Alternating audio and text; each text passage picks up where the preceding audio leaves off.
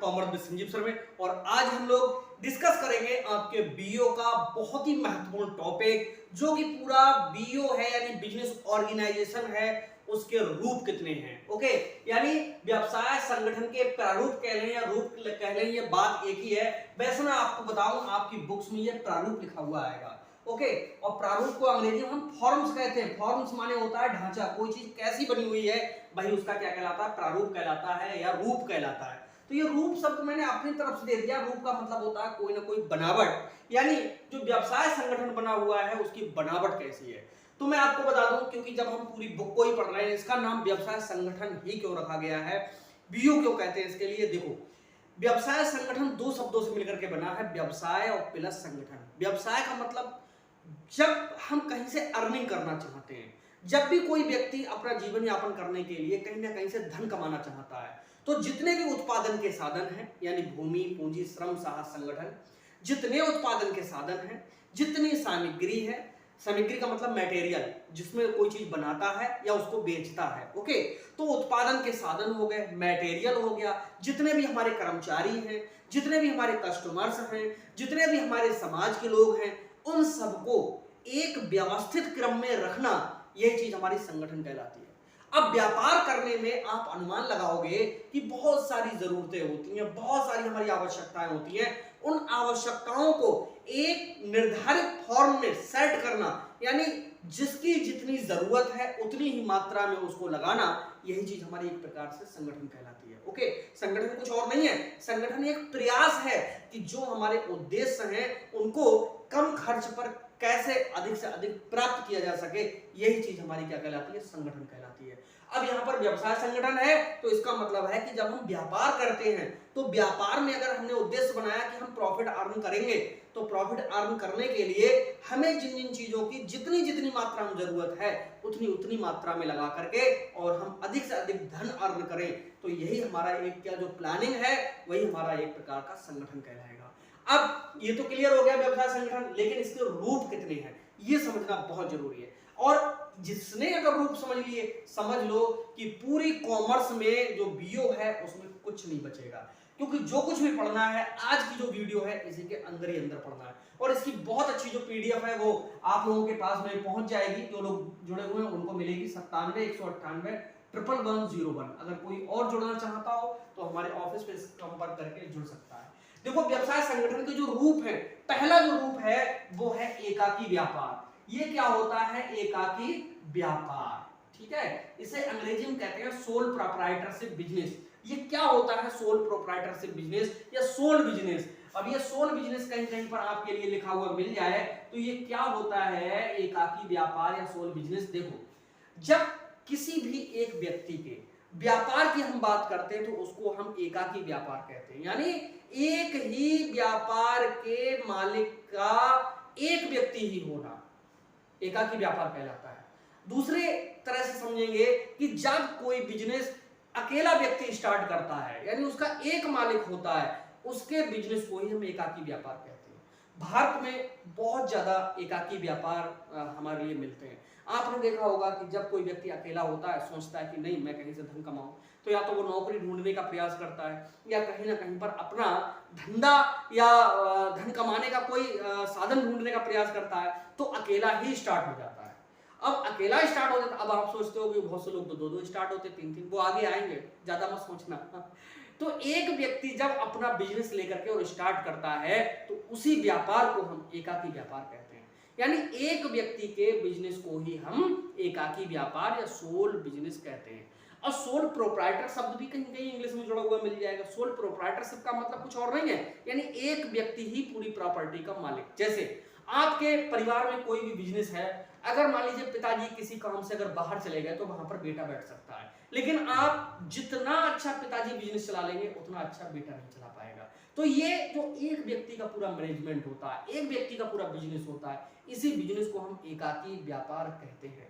इसकी कौन कौन से कैरेक्टरिस्टिक्स हैं, कौन कौन से लाभ हैं, कौन कौन सी हानियां हैं, इसके लिए पूरा चैप्टर आगे मिलेंगे ये। ओके, तो उम्मीद है समझ गए होंगे कि एकाकी व्यापार। दूसरा है हमारा संयुक्त हिंदू परिवार व्यवसाय। ये व्यापार का दूसरा रूप है संयुक्त हिंदू परिवार व्यवसाय। इसे हम हिंदू अनडिवाइडेड फैमिली कहते हैं, फैमिली बिजनेस कहते हैं।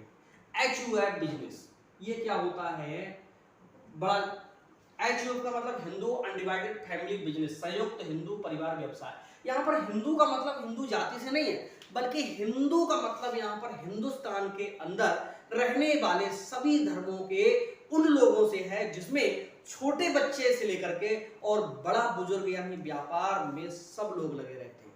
यानी वह व्यापार जिसमें व्यापार में परिवार के समस्त सदस्य जिसमें लगे रहते हैं, उसे हम हिंदू अनडिवाइडेड फैमिली बिजनेस कहते हैं।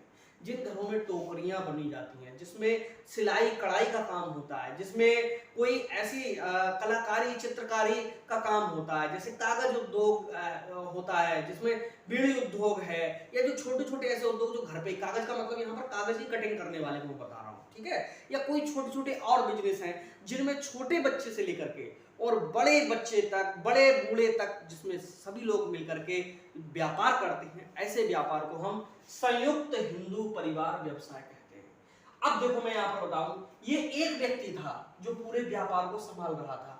इस व्यक्ति की पत्नी इस बिजनेस में शर्म के मारे नहीं जाती थी, इसमें इनकी बेटा बेटी शामिल नहीं होते थे, लेकिन इस वाले व्यवसाय में जो बच्चा जन्म लेगा वो इस परिवार का अपने आप सदस्य बनेगा, तो व्यापार का भी अपने आप सदस्य बन जाएगा। लेकिन यहाँ पर एक ही व्यक्ति जिससे बिजनेस सही से ऑपरेट होता है, वही इसका सब कुछ प्रबंधक देखरेख करता या मालिक समझा जाता था। अब पता चला ये एक व्यक्ति था, यहाँ पर पूरा परिवार हो गया। लेकिन परिवार होने के बावजूद भी व्यवसाय का जो रूप है अब और आगे बढ़ा, तभी आई कौन सा, साझेदारी व्यापार। साझेदारी व्यापार का मतलब है यहाँ पर partnership, partnership business. Partnership business का मतलब क्या होता है, जब दो या दो से अधिक लोग मिलकर के साथ साथ में व्यापार करते हैं, सभी लोग पूंजी लगाते हैं, सभी लोग लाभ हानि को जो भी होता है उसे अपने अपने लगाए हुए पूंजी के अनुपात में या जो भी तय कर ले उसके अनुपात में बांट लेते हैं, ऐसे व्यापार को हम साझेदारी व्यापार कहते हैं। फिर से सुनेंगे साझेदारी व्यापार किसे कहते हैं। साझेदारी पहले बताऊं, इसमें जो एक्ट लगता है 1932 लगता है, साझेदारी अधिनियम 1932 लगता है, ठीक है। और साझेदारी अधिनियम 1932 के अंतर्गत साझेदारी का जो रजिस्ट्रेशन है, तुम्हारी इच्छा है कि कराओ, नहीं इच्छा है मत कराओ, यानी साझेदारी का पंजीकरण कराया जा सकता है, रजिस्ट्रेशन कराया जा सकता है। रजिस्ट्रेशन के फायदे ये हैं कि लोन अच्छा मिल जाएगा, बैंक के लोन फटाक से दे देंगी, तुम किसी व्यक्ति पर मुकदमा कर सकते हो, कोई व्यक्ति तुम पर मुकदमा ना करके तुम्हारी फिर उस फर्म पे ही मुकदमा करेगा, क्योंकि जिसका रजिस्ट्रेशन हो जाएगा वो एक फर्म बन जाएगी, ठीक है। तो साझेदारी व्यापार वह होता है जिसमें दो या दो से अधिक लोग मिलकर के आपस में बिजनेस करते हैं और बिजनेस करने के बाद में पूंजी लगाते हैं, देखरेख करते हैं और लाभ हानि होती है उसे आपस में बांट लेते हैं, जो पहले से तय होता है। इसको हम साझेदारी बिजनेस कहते हैं। और साझेदारी में जो सदस्य होते हैं उनकी संख्या निश्चित होती है। इसमें मैं बताऊं दो तरह का है, अगर सामान्य बिजनेस है तो कम से कम तो 2 लोग होंगे ही होंगे और अधिकतम 20 लोग हो सकते हैं। लेकिन अगर बैंकिंग साझेदारी है तो उसमें अधिकतम संख्या 10 हो सकती है। और साझेदारी अधिनियम 1932 लगता है, ये एग्जाम में कई बार बेटा पूछा गया है। अगला है कि साझेदारी से भी जब बड़ा व्यापार हो जाता है तो इसे हम कहते हैं कंपनी व्यापार, कंपनी व्यापार, ठीक है, इसे कंपनी बिजनेस कहते हैं। इसमें क्या होता है, इसमें क्या होता है, कई लोग मिलकर के एक कंपनी को रजिस्टर्ड करा लेते हैं, उसका नामकरण कर देते हैं बिजनेस का, और नामकरण करने के बाद में सारे क्रियाकलाप कंपनी के नाम से ही होते हैं। अब कोई एक व्यक्ति इसमें नहीं रहता है, तो कंपनी व्यापार को इस तरह समझेंगे कि कंपनी एक कृत्रिम व्यक्ति है जिसका निर्माण भी कानून द्वारा होता है और समापन भी कानून के द्वारा ही होता है। जितना एक मनुष्य कार्य कर सकता है उतने समस्त कार्य एक कंपनी कर सकती है। एक मनुष्य दूसरे से लड़ाई कर सकता है, कंपनी लड़ाई कर सकती है।